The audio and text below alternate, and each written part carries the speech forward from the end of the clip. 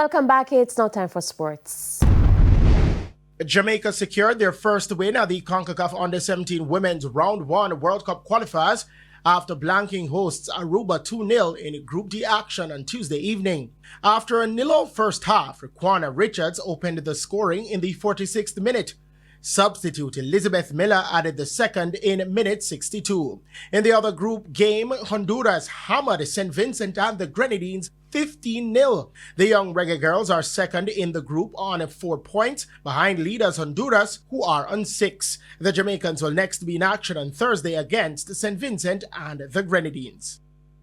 The West Indies Under-19s failed to progress to the semi-finals of the Youth Cricket World Cup after going down by 22 runs to Australia at the Super 6 stage on Wednesday. Batting first, the young Australians piled on the runs as they got to 314 for 7 in their innings. Captain Oliver P. top scored with 109, which included 9 fours and a 6, and Mitesh Samuel added 56. Rajay Gittins and Jakeem Pollard claimed 2 wickets apiece for the young Windies.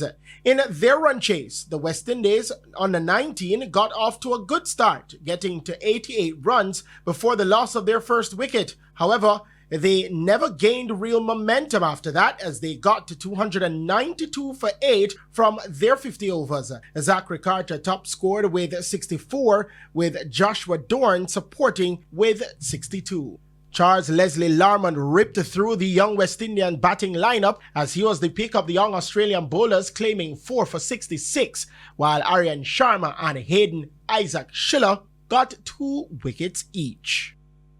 And finally, the West Indies will look to level their 3-match T20 international series against hosts Australia on Thursday after suffering a 9-wicket defeat in the opening game on Tuesday in Parle. Batting first, the Windies posted 173 for 7 from their allotted 20 overs.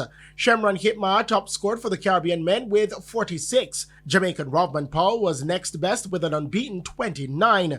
George Lind was the pick of the Proteas bowlers, claiming 3 for 25. Corbin Borsch and Keshav Maharaj took 2 wickets each. In their run chase, South Africa were always in control. Even after losing Londre Pretorius for 44, they were able to get to their target with 13 balls to spare. They were led by captain Aidan Markram with 86 and getting support from Ryan Rickleton with 40. Rickleton and Markram shared in a 93-run second wicket partnership. The second game on Thursday bowls off at 11 a.m. Jamaica time. I'm Christopher Scott, and that is your Midday Sports Report. Thank you, Christopher. And that's the Midday News. I'm Shamela Pullen. Join us at 7 for Primetime News. On behalf of the news, sports, and production teams, good afternoon.